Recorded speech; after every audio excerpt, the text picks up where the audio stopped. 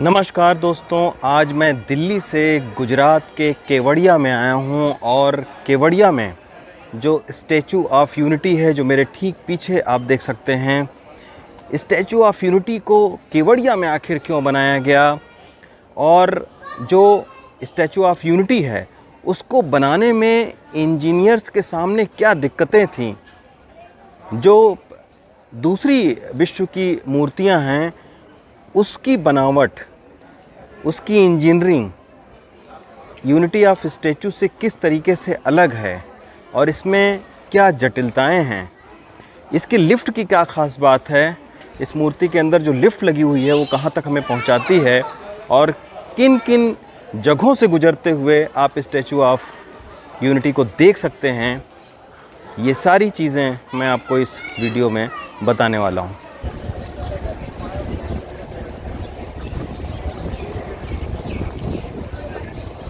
हमारा ग्रुप इस तरफ आ जाइएगा। मैं आप सबका स्वागत संस्कृत में करना चाहूंगा। सो नमो नमः। मम नाम मयूर सिंह अहम एकता मूर्ति परिसरे मार्गदर्शक अस्मि अत्र भवतां हार्दम हार्दम स्वागत।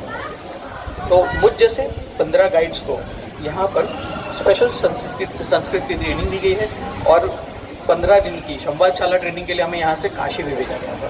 तो 182 मीटर्स यानी ये एक 60 स्टोरेज बिल्डिंग जितनी बड़ी है और स्टैचू में 3 प्लेसेस ऐसी हैं जो हम एक्सप्लोर कर सकते हैं। सबसे नीचे एग्जीबिशन का पार्ट है, फीट एरिया है और व्यूइंग गैलरी।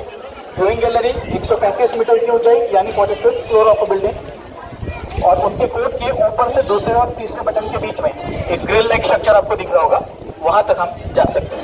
तो आप देख सकते हैं यहाँ पर दुनिया के जितनी भी बड़ी बड़ी स्टैचूज हैं उनके हमने कुछ फोटोज लगाए हैं।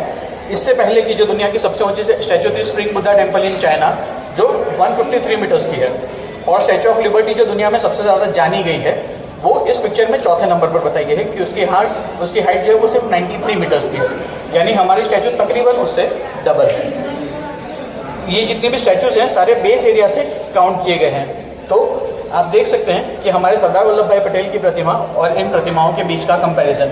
इस स्टैचू को इंजीनियरिंग का एक मार्वल कहा गया है, अजूबा कहा गया है। उसके पीछे बड़ा रीजन ये है कि जितने भी स्टैचूज आप यहाँ पर देख रही हैं इन सारे स्टैचूज में उन्होंने एक गाउन टाइप स्ट्रक्चर पहना हुआ है, जिसकी वजह से इंजीनियर्स के लिए काफी इजी होता है कि वो पूरी प्रतिमा का वजन इक्वली हर एक पार्ट पर डिवाइड कर सके। लेकिन हमारी स्टैचू 2 पैरों पर खड़ी हुई है, यानी ये एक अपने आप में एक रिवर्स ट्राइंगल बन रहा है जिसमें सबसे ब्रॉडेस्ट पार्ट का वजन सबसे नैरोएस्ट पार्ट पर अकोमोडेट किया गया है।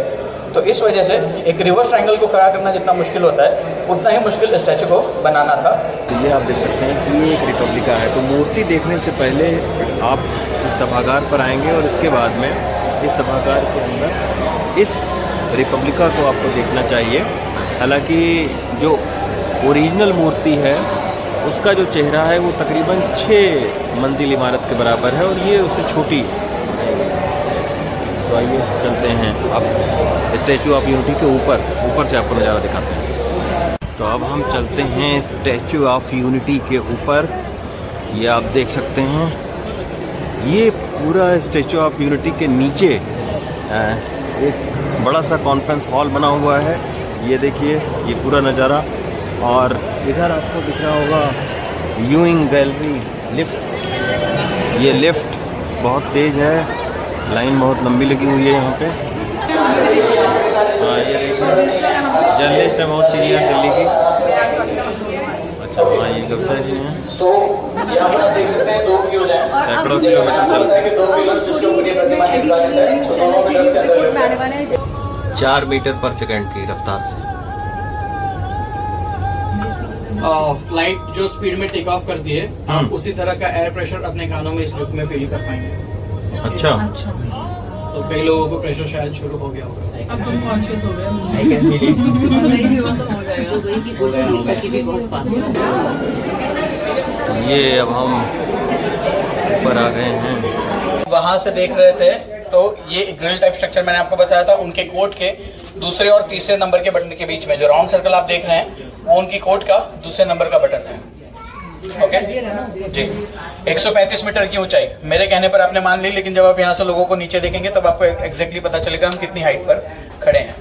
Okay, so very first question जो लोगों के दिमाग में होता है कि दुनिया में जितनी भी स्टैचूज हैं वो सारे मेन सिटी एरिया में है। हमने इस स्टैचू को इतना रिमोटली क्यों बनाया, जबकि हम उसको पूरे भारत में कहीं भी बना सकते थे। हमारे पास कई सारे ऑप्शंस भी थे, जैसे वेरी फर्स्ट सरदार वल्लभ भाई पटेल का जन्म नडियाद में हुआ, उनका बचपन करमसद में बीता, उसके बाद गोधरा में उन्होंने स्कूलिंग की, अहमदाबाद में वो म्यूनसिपल मेयर रह चुके थे, बारडोली सत्याग्रह के बाद उन्हें सरदार का टाइटल मिला, मुंबई में उनका निधन हुआ। ये सारी जगहों को छोड़कर हमने इसी जगह को क्यों सिलेक्ट किया? तो उसके पीछे का सबसे बड़ा रीजन है सरदार सरोवर डैम। सरदार सरोवर डैम और सरदार वल्लभ भाई पटेल की प्रतिमा के बीच का जो कॉमन चीज है वो ये है कि इस डैम को बनाने का सबसे पहला आइडिया सरदार वल्लभ भाई पटेल ने 1946 में दिया था, बिफोर इंडिपेंडेंस ऑफ इंडिया।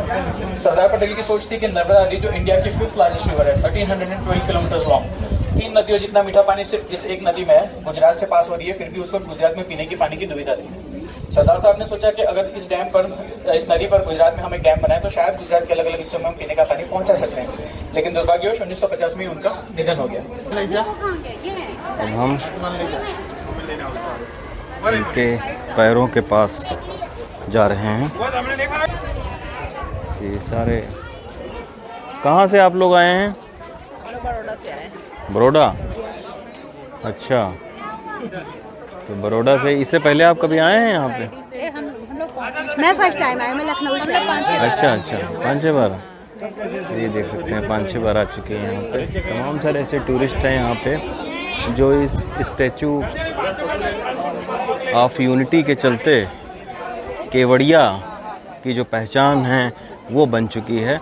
आमतौर पर अभी तक केवड़िया में लोग जो है वो सरदार सरोवर बांध को देखने के लिए आते थे, वो भी बारिश के टाइम में जब पानी ओवरफ्लो होकर नीचे बहता था, उस वक्त इसको देखने के लिए आते थे और महज 2,500 से 3,000 लोग यहाँ पर आते थे। लेकिन आज की तारीख में स्टैचू ऑफ यूनिटी के चलते तकरीबन 30 से 35,000 लोग आते हैं और आसपास के तमाम सारे इलाकों के जो आदिवासी लोग हैं उनको इसके ज़रिए रोज़गार भी मिला हुआ है। ये जो पुल आप देख रहे हैं, ये पुल, ये पुराना पुल है और इसी पुल के ज़रिए इस पूरे मूर्ति का निर्माण हुआ है। तो ये पुल फोल्डिंग पुल है, इसको कभी भी हटाया जा सकता है और कभी भी इस पुल को लगाया जा सकता है। अब हम केवड़िया में नर्मदा नदी के किनारे आरती होती है, उसको देखने के लिए जा रहे हैं। इस तरीके से क्रोकोडाइल से बचने की भी सलाह दी गई है।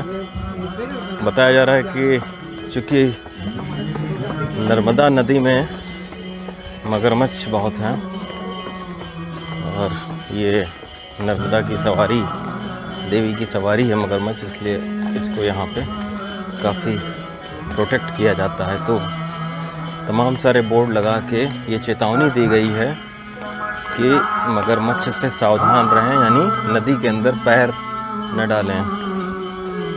तो ये आप सुनिए ये आरती, अब मैं बोलूँगा नहीं, केवल आप महसूस करिए आरती को।